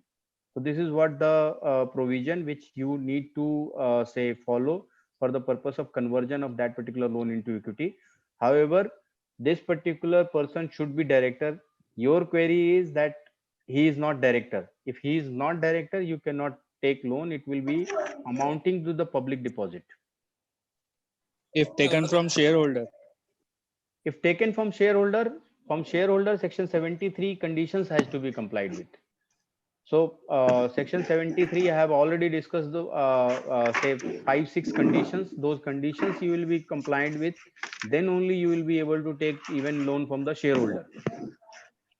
Okay, sir. Thank you so much. Yes. Sir, I just want to add one more query in the same line. Suppose there are members giving loan to company and who are also promoters of company, and due to conditions of bank exposure, suppose bank in the condition of bank exposure there should be loan from promoters ₹5 crore rupees, and the members the company share capital reserves are total is 4 crore rupees. So can the company take the loan from 4 plus 5 9 crore rupees, or any one condition should be taken? No. If stipulation is there from the bank and financial institution that promoter should bring in money, then it is allowable under the deposit rules. It is very clear that if there is an stipulation from the bank and financial institution, they are providing loan and they are saying that some amount should be brought by the promoters also, that particular transaction is allowed. So members, in addition of that 5 crore the bank stipulation, members can also add. No, it is not from members. It is not from members. It is only from the promoters. But promoters are also the members of companies, sir? That may be or may not be. Hey, but in my case, in my case, promoters are the members of company. Then it's fine. Then it's fine. It can. Then they can take 5 plus 4 9 crores total. 5 crore yes, from. Yes. Okay, sir. Thank you. Sir, next query we are taking from Kamal Jain, sir. I'm unmuting him. Kamal, sir, please. Yes, sir. Sir, one query is from members on YouTube. Can a private limited company take a loan from a partnership firm in which parents of the directors are partners? Parents of the private company? Can you repeat again, please? Yes, sir. Please, I'm repeating it. Can a private limited company take loan from a partnership firm in which parents of the directors are partners? Answer is no, because it is not coming from the director. It is coming from the proprietorship concern or partnership concern. So it will be a public deposit. Yes, if that amount belongs to director himself and it is not coming as a borrowed capital from that particular person, then definitely it is allowed. But here it is coming from some entity, and that entity is not director as such. This is a separate entity. Particularly for the taxation purpose, it is a different entity. Okay, thank you. Sir, the last query we take it from Tarun Sharma ji. Yes. Tarun sir, please. Good afternoon, sir. Good afternoon. Sir, a small query that my company has taken a loan and we have not filed a charge. So we have taken loan on say 15th of March, and the time period for filing the charge was 30 days. Yes. And now we are not charged a file. Today we are trying to file the charge. The fees is coming 6 times. So there is no corona impact is there because it is generally assumed that the date was extended. So the 30 days period has not been extended.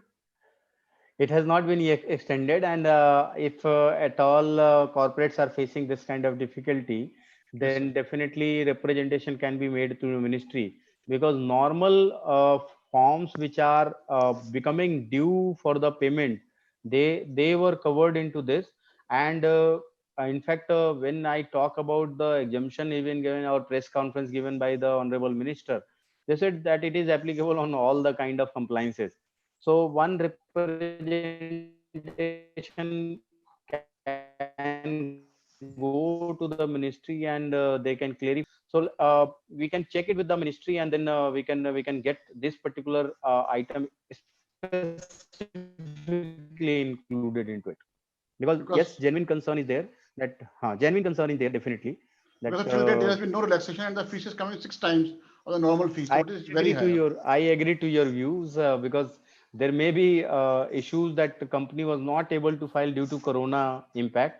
So I think relaxation can be given to the company.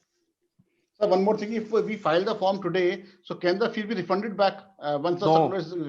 Don't go for the refund. In fact, if it is coming 6 times, then it is always advisable to file it. Always advisable. Thank you, sir. Sir, we have taken all the queries. Now Excuse we me. will start the session, sir. Should I move forward now? Sir, one more query has come from the YouTube viewer. And the query is that real estate company has received advance against agreement to sell immovable property, but not able to execute registry as property is not converted. How much time can company hold this advance? See, there are two things which will come into play. One is agreement, and what agreement stipulates, that is most important thing.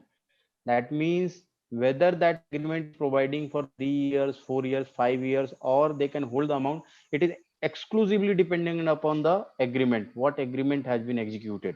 So time period must be provided in the agreement itself, or even default clause must be there in the agreement itself.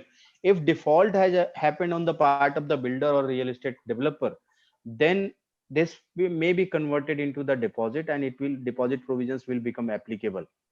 However, agreements normally provides that if default happens, then what should be done, and whether extension can be granted or not.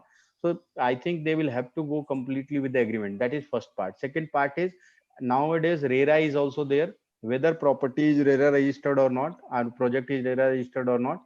If it is RERA registered, then there also we'll have to check the provisions, that what condition authority has been prescribed and whether they have complied with not.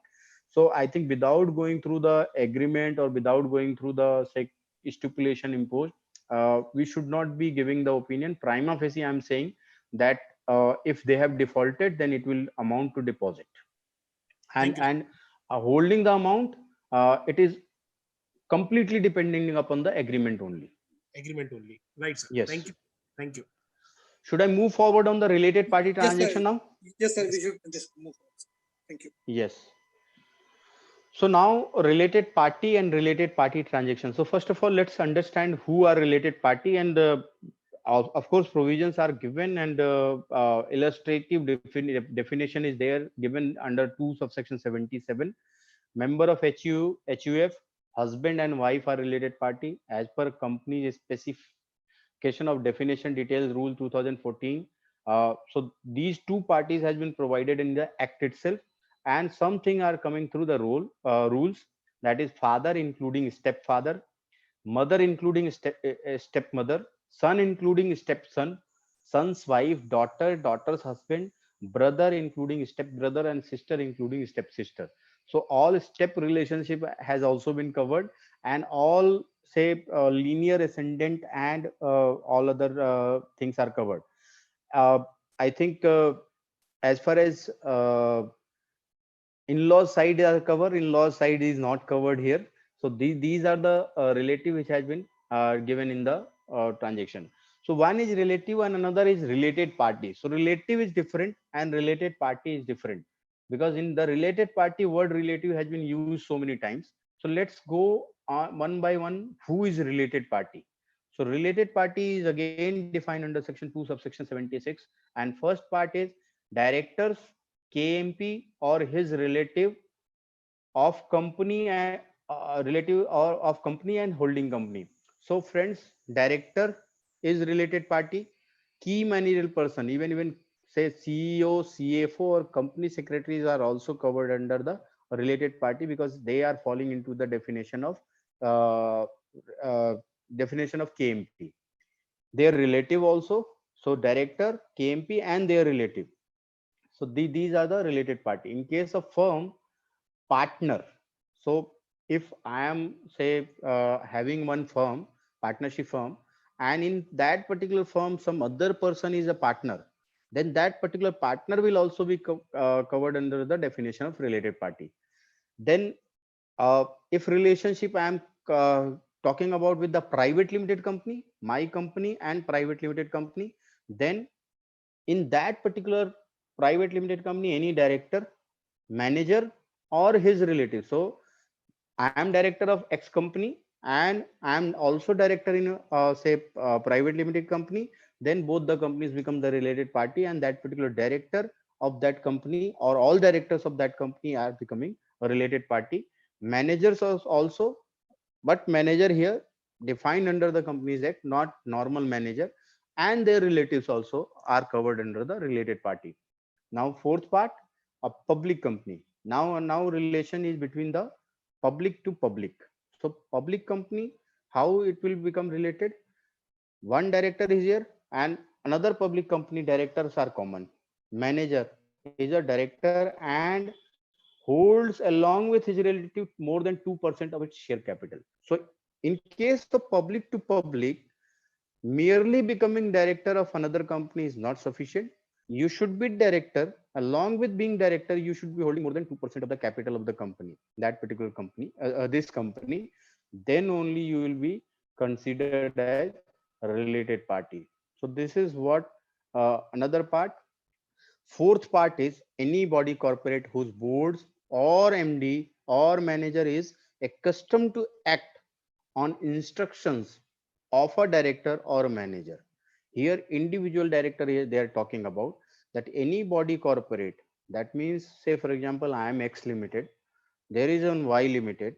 Y limited has their board, but their MD or their board or even their manager are accustomed to act on the instruction of one of my director or manager, then we are becoming the related party. So this is another indirect. Sixth part is any person who on whose advice, direction, or instruction a director or manager is accustomed to act. Here I will bring in Tata Sons. Say for example Tata Sons or Tata, they all say work on the instruction and advice and direction given by the say Tata Sons. Although I will say that it is a listed entity, board is independent, but this particular question has been brought into the NCLT when dispute was going on, that all the directors are working under the say instruction. So for limited purpose I am not bringing that particular say dispute or transaction here, or say provision relating to secretarial standard violation and all, but only for the limited purpose related party, they are definitely related party. And all the transaction done by the another company on the advice or instruction of the other company will be treated as related. All the transaction will be treated as a related party transaction because they are accustomed to act under the instruction and direction of the say X company. Then holding company is related to subsidiary. Subsidiary company is related to holding company. Associate company, significant company in which we have the significant interest, and joint venture company. Significant interest is defined up to the 20%. So this is another part. Last, subsidiary of a holding company. So even subsidiary of a holding company is also covered. So we are last part, you must be asking that subsidiary is covered in the previous part, why subsidiary has brought again. This is, they are talking about fellow subsidiaries. So a one holding company is having subsidiary and another subsidiary is there for the same holding company, then both the subsidiary will be called as say fellow subsidiary will be called as a related party. So this is the broad definition of the related party which is covered under the given under the act. Now coming on to the say LODR, all the entity covered under section 276 of the Companies Act are related party. They have also defined. So they have first taken first definition, that who is a related party, the related party as defined under 2 subsection 76. Then related party covered under the accounting standards. So accounting standard के अंदर भी अगर कोई नया related party in addition to companies act आता है, तो for the purpose of LODR for listed company they are related party. And they have given another dimension that any person or entity belonging to the promoter or promoter group of the listed company and holding 20% or more of the shareholding in the listed entity shall be deemed to be related. So deeming concept or deeming fiction they have brought in, wherein they are talking about that if you are holding 20% or more of the shareholding in the listed entity, then that person or entity belonging to the promoter group of the listed company shall be called as a related party. So another thing which has been additional thing which has been introduced. In any case, this is covered directly under the Companies Act also, because significant interest concept is there and significant interest also get attracted on 20% only.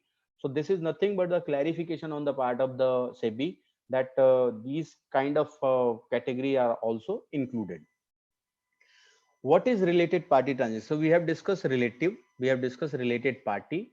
Now we are going to discuss what is related party transaction. Somebody is raising hand. You want to ask the question in between also? Rohit Gupta ji is raising hand. Sir, should we take the query right now? Hi, we can take. Okay, sir. Well, I'm just unmuting now. Rohit Gupta ji, please raise your hands again. So disappeared. अपन बाद में ले लेंगे query. Okay. So let's take it in the end only now. Okay. So now what is related party transaction?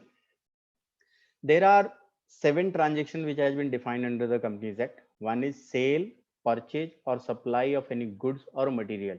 So this is a straightforward transaction that in one party is doing sale with another party or purchasing some product or supplying any goods or material. So this is basically relating to the goods and material only. Then second is leasing a property of any kind. Here, if you talk about section 297 of the Companies Act 1956, they were just talking about the sale of the immovable property and all. Here they have included and brought into all kind of property. It may be tangible, it may be intangible, it may be intellectual, it may be say movable, it may be immovable. All kind of property has been covered under this. So this is very having the far-reaching implication that all kind of leasing, and in fact earlier sale and disposal was covered but not leasing. Now they have brought in concept of the leasing, and leasing is also covered under the say related party transaction. Third one is availing or rendering services of any kind. Availing or rendering of any services of any kind. So friends, sale and purchase of goods and material covered, leasing covered, and now services are also covered. So any kind of services you are providing to, say for example, after sale service, say for example this outsource activities and job work, all the kind of transactions are covered here now. Selling or otherwise disposing of or buying property of any kind. Again here they have used the word any kind. So selling, directly selling the property, or otherwise disposing. Say for example, you have created a lease of 99 years on that particular property. This will amount to otherwise disposal. So that otherwise disposal is also covered under the related party transaction. Buying of property any kind, so buying is also covered. Appointment of any agent for the purchase of sale goods or material or services or property. This is another transaction which is covered. Related parties appointment to the office or place of profit in the company, subsidiary company or associate company. So it is not only that you are appointing some related party in the company. Say for example, managing director son is going to be appointed as a say sales head or marketing head, then this is basically place of profit. But if he is again getting appointed in subsidiary company or even associate company, then also he will be covered under the say related party. Underwriting the subscription and of any security or derivatives thereof of the company. So this is another transaction which has been added, and this is also related party transaction. So these are the 7 transactions which are covered as a related party transaction. So we have already discussed related party, relative and related party transaction. Let's see what kind of approvals and sanctions are required when you are becoming related party. So 188 is the section which is dealing with the related party, read with section 276. So earlier approval was there, section 297 of the old act, but now under since 2014 central government approval has gone, and you uh, you have to go for the shareholders approval. Contract with related party above the prescribed limits, so they have prescribed now limits which are not at arm's length or not in ordinary course of business, which requires shareholders approval. So now concept of shareholder approval has came. However, those transactions should not be if it is in the arm's length or ordinary course of business, then not required to take the approval. Now you are all chartered accountant, you are all aware that what is related this arm's length and ordinary course of business. Ordinary course of business is, this particular term is being used by everybody, that yes, whenever you go and ask the clients and companies whether this transaction is related party, they will come and say that it is arm's length and ordinary course of business, so exempted. But if you will ask that how it is ordinary course of business, then very vague answers will be given. And I will ask, in fact, I will share one particular say fact, and thereafter I will give answer also.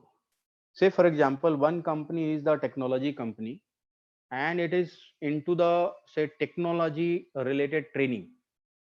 Another company is also technology company, which is a group company, and the technology company has, say for example, 50 employees for their role, and it is asking that particular technology say training company, which is their group company, that you please train these 50 employees in your say training hall or workshop or whatever it may be, and we will provide the fees, whatever is the your brochure rate and whatever is the say market rate, we will provide it. Now question comes whether it is in the ordinary course of business or arm's length. Answer to this question is yes, it is ordinary course of business, because for me as a technology company, I am providing that particular say I am hiring my staff, and those staff should be competent to handle the services of the technical nature. For that they need training. I have my own company which is providing this kind of training, so I have gone there and asked them to provide the training, so that that training has been given to them. Now coming on to the how it is arm's length. Yes, it is not at arm's length because of simple reason that I have followed the brochure rate. Third party who are paying to this company are paying the same amount what I am also paying. So that means it is very clear that I have not taken any additional benefit or say any additional thing from the company. And if you have not taken any additional benefit from the company, then it is not at all a related party transaction. It will be falling into the exempted transaction. Now take another example. Say for example, I am a real estate company and my business is to provide the sell the property and provide the property on lease. I have 10,000 square feet or say 10,000 square feet place, and which is say rented space, which is idle, and I'm giving it to my group company. Whether it is say arm's length or ordinary course of business, and of course I am providing into the circle rate, whatever circle rate is applicable in that area, or whatever third parties are paying, on that basis also only I am giving this particular property. Answer in my case will be yes, because I am, it is not at arm's length and not in it is not in arm's length, and it is in ordinary course of business also. So if it is in the ordinary course of business and arm's length transaction, then definitely exempted. But what about other company which is taking the space on rental?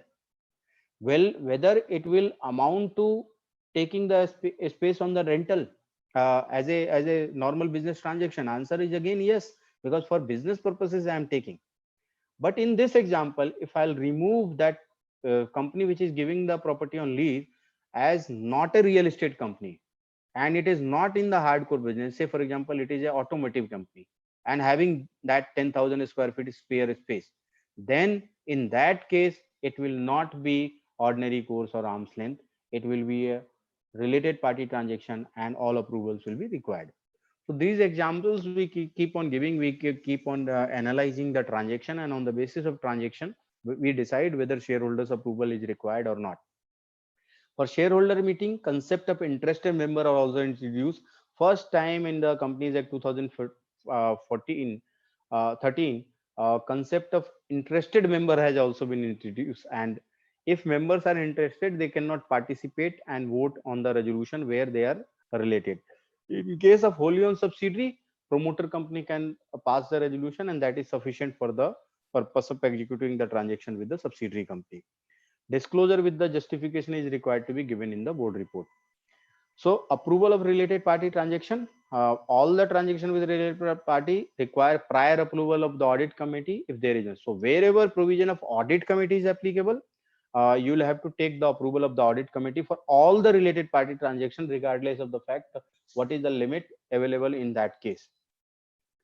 Second part, when omnibus approval can be taken, that there is question always among the professionals that when and where I can go for the omnibus approval. Omnibus approval means that I am not going one-to-one transaction. I am not going to have the say for each and every transaction approval should be taken by the board and shareholders.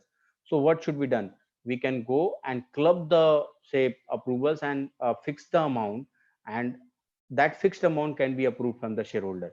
So it can be taken as per the LODR regulation, subject to condition that you should lay down the criteria. Transaction of the repetitive nature. I think spelling mistake is there. It is repetitive in nature. So transaction of repetitive in nature. Say for example, you are selling the goods to some group company, or getting the job work done from some group company, or say for example automotive companies taking say ready-made wind glasses from the some group company. So these are the repetitive in nature of transaction, and every time we are have to take it, so we can take the approval. It should be in the interest of the company. Approval specify the nature, period. Say for example nature, this particular product and this particular kind of transaction, period. That means 1 year, 2 year, that has to be specified in the approval. Amount, say for example 1 crore approval I want to take. Indicative price, so what is the price or rate on which you have to take the approval. If related party transaction can't be foreseen, आपको पता ही नहीं है कि कितना transaction हो जाएगा, then omnibus approval up to 1 crore is only allowed, not beyond that. Then coming on to the next part, review the omnibus approval on quarterly basis. So audit committee will always review the omnibus approval on the quarterly basis, and that particular thing is required to be done. Approval shall be valid for 1 year. So this is another part which we need to keep in mind. Now threshold limit. So on the related party, we have to go for the threshold limit also.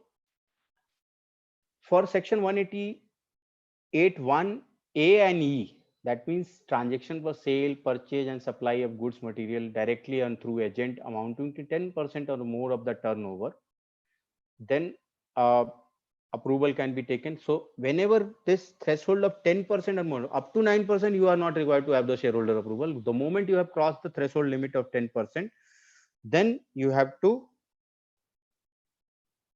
take the approval. Then selling and otherwise disposal of the property or buying or property of any kind directly or through any agent amounting to 10% of the net worth or more. So 10% net worth, if you will cross, then only shareholder approval, otherwise not. Even in case of leasing, 10% or more of the turnover. So a different type of transaction, different approvals are required. Now services directly or through agent 10% or more of the turnover. Place of profit 2.5 lakhs. Underwriting fees amounting to 1% of the net worth.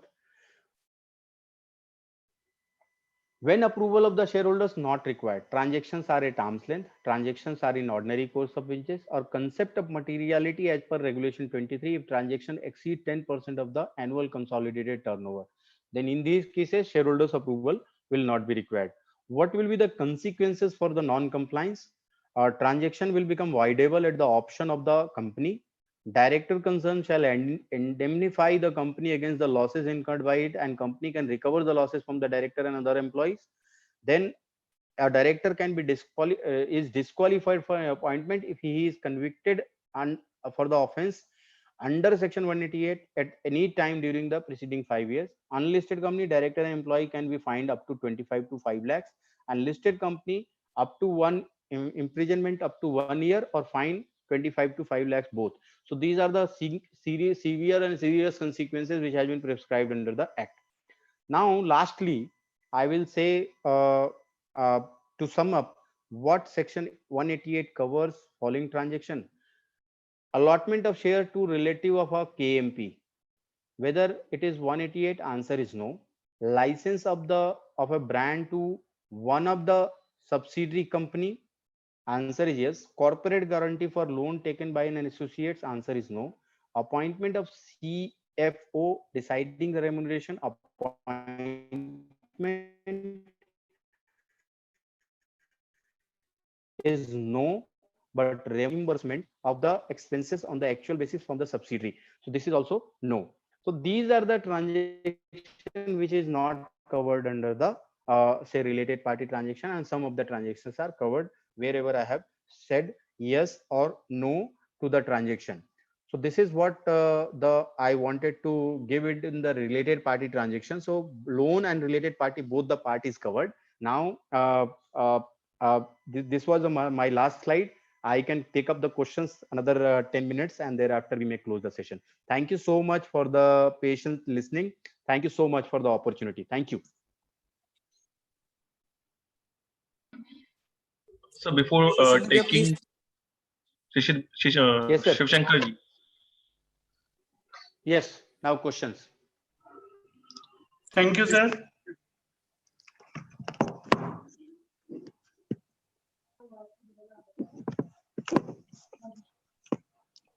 Thank you, CS Ranjeet Pandey, sir, for this prolific deliberation and guiding us on important aspect related to loans and related party transactions. It was a wonderful deliberation. Sir, we have some query to be addressed by you. We will be handling query by raising of hands. Now I am inviting us CS Vimal Gupta, Regional Council Member of NIRC ICSI, to please vote of thanks. Thank you, sir. Thank you very much, Shiv Shankar ji. Thank you.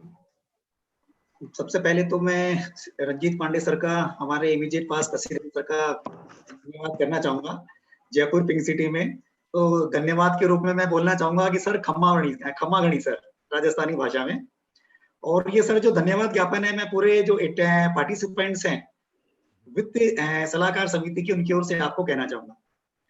और इस मंच पर सबसे पहले मैं कोविड-19 corona virus है, उसी के संदर्भ में मैं सैल्यूट करना चाहूंगा उन डॉक्टर्स को, उन इंडियन पुलिस ऑफिसर्स को, होम गार्ड्स को और अदर मेंबर्स को जो इस महामारी से लड़ रहे हैं, जूझ रहे हैं और उनको कवर करने की कोशिश कर रहे हैं।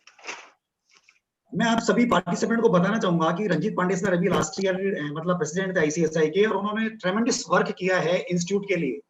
तो मैं पहले भी कई बार उनको बोल चुका हूँ कि वो मेरी नजर में कंप्लीट मैन है, और कंप्लीट मैन मीन्स होता है कि वो जो भी वर्क उन्होंने जो असाइन किया इंस्टीट्यूट के लिए या अदर किसी सोसाइटी के लिए, तो उन्होंने डेफिनेटली वो काम पूरे तन मन और ढंग से किया और उसको कंप्लीट करके दिया।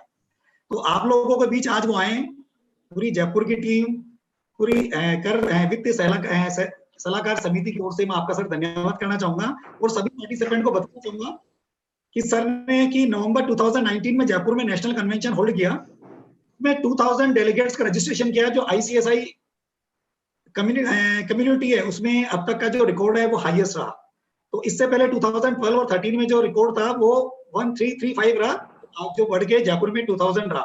तो इसमें केवल उनका तो शुक्रगुजार हूँ, साथ में जो जयपुर है जो होस्ट चैप्टर है उनका भी शुक्रिया अदा करूंगा। और लास्ट में कहना चाहूंगा कि जो वित्त सलाहकार समिति है उसके जो कोऑर्डिनेटर्स हैं, डायरेक्टर्स हैं, Shri Gautam Sharma ji, no doubt ट्रेमेंडस member हैं। उनका जो अंदाज है, वे ऑफ प्रेजेंटेशन, जो उनका वे ऑफ टॉकिंग है, हम्बल है। और आप लोगों को बताना चाहूंगा कि वो एक बहुत अच्छे क्रिकेटर भी है और उनके साथ मुझे क्रिकेट खेलने का मौका मिला SMS स्टेडियम, जो इंटरनेशनल स्टेडियम, उनके साथ। तो नो डाउट उनका भी धन्यवाद करना चाहूंगा और साथ में आप सभी जो पार्टिसिपेंट्स हैं उनका भी मैं धन्यवाद करना चाहूंगा इस मंच पे। तो sir thank you very much. और साथ में जो कन्वीनियर हैं, अंशुल जी हैं, शिव शंकर जी हैं, सुमित जी हैं, दीपक जी हैं, अशोक जी हैं और विष्णु जी हैं। Thank you very much sir, मुझे इन्वाइट करने के लिए। Thank you very much. जय हिंद, जय Bharat. Thank you, Vimal ji. Now I request our learned speaker Ranjeet Pandey sir kindly address query.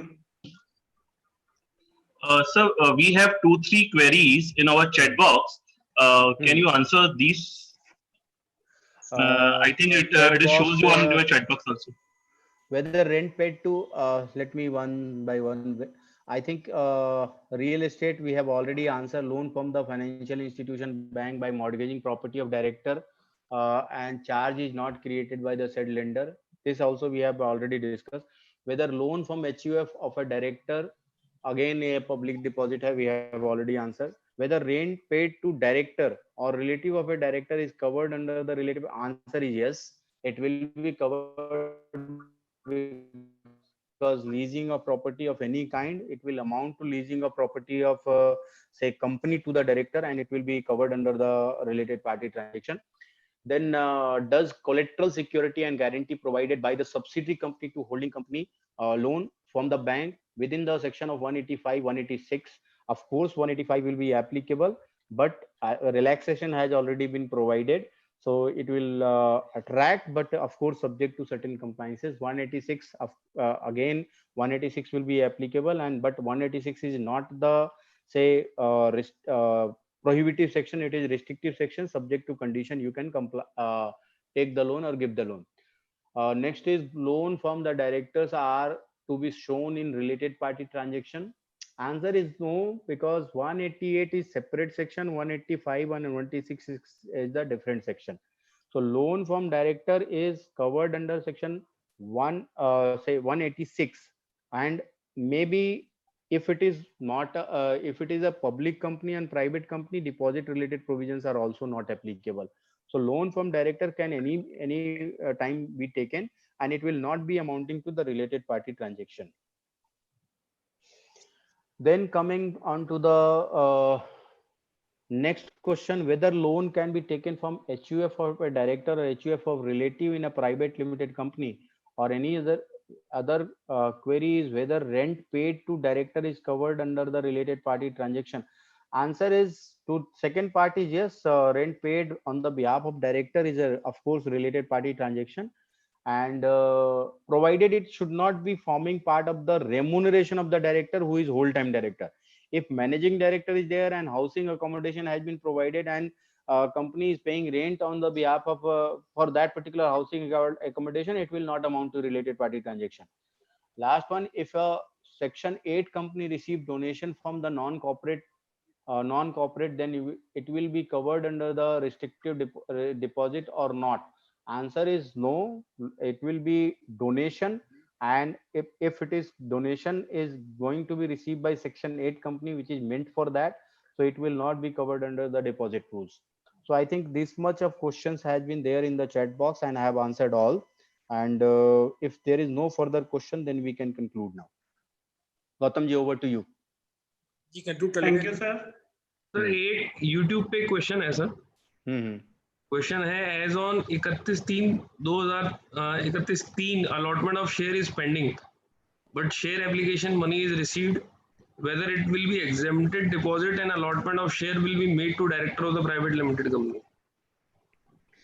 I think sunset clause has already been given, and up to that time, disclosure was required to be made and one return was required to be filed to the ROC if return has been filed, and what treatment, because 1 year window has been given that you will have to adjust that particular amount.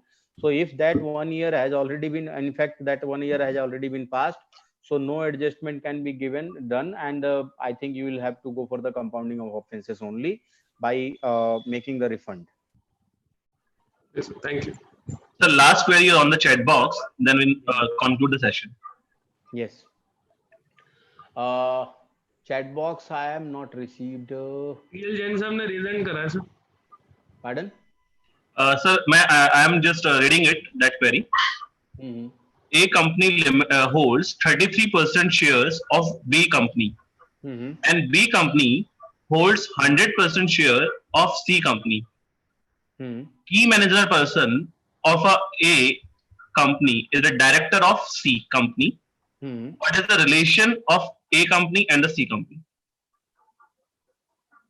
No, but in what context? Related party you are asking? It is related party. It is a related party. It is a related party. It is a related party. It is a related party. One query on the raise hand mode. So I am unmuting TL sir. Sir, please ask your query, sir. Yes, sir. I audible, sir? Yes, yeah, audible, sir. Yes, sir. Sir, our one client is established one private limited company in Jodhpur and also open a new company, one-man company in US. Company in Jodhpur, Rajasthan has exported to his related party, means one-man company. In his director, he is proprietor in that company. So what safeguards we should keep? Hello हाँ sir नहीं आपकी query बीच में रुक गई sir मैं कह रहा था कि एक प्राइवेट लिमिटेड कंपनी है यहाँ हाँ वो समझ में आ गया यहाँ वाला और वहाँ वाला उसके बाद हस्बैंड वाइफ दो डायरेक्टर है एक कंपनी इन्होंने यूएस में एस्टेब्लिश करी वन मैन कंपनी यहाँ से ये गुड्स एक्सपोर्ट करते हैं उस कंपनी को तो ये आर्म्स लेंथ प्राइस पे भी कर रहे हैं और फंड भी फाइनेंस कर रहे हैं वो कंपनी इस कंपनी के बिहाफ पर वहाँ मार्केटिंग भी करती है और ऑन बिहाफ गुड्स भी सेल करती है तो what safeguard we should keep No, this is clear cut related party transaction because even corporate incorporated outside India are covered now. So yes, definition is not talking about company, it is talking about body corporate also. So body corporate incorporated outside India is also covered under the definition of related party. So they will be treated as a related party, and if it is crossing the threshold limit which I have already discussed, then shareholders approval of this company will be required to be taken. And of course, FEMA regulation is also required to be complied with. That I'm very much sure that they must be complying. Yes, sir. Thank you, sir. Thank you. Over to Gautam, sir. Gautam, sir, please take it. Thank you, sir. It was a wonderful session, sir. And we all have been enriched by your prolific deliberation. And sir, one more request from the side of organizers that if we can have your presentation mailed to us, sir. I will mail you. I will mail you. Certainly mail it further to the participants, sir. Definitely. Thank you, sir. And it was a wonderful session, sir. So kind of you. Thank you, sir. Thank you so much. Thank you so much. So we sign off from the meeting. Thank you, sir. Thank you so much. Thank you all.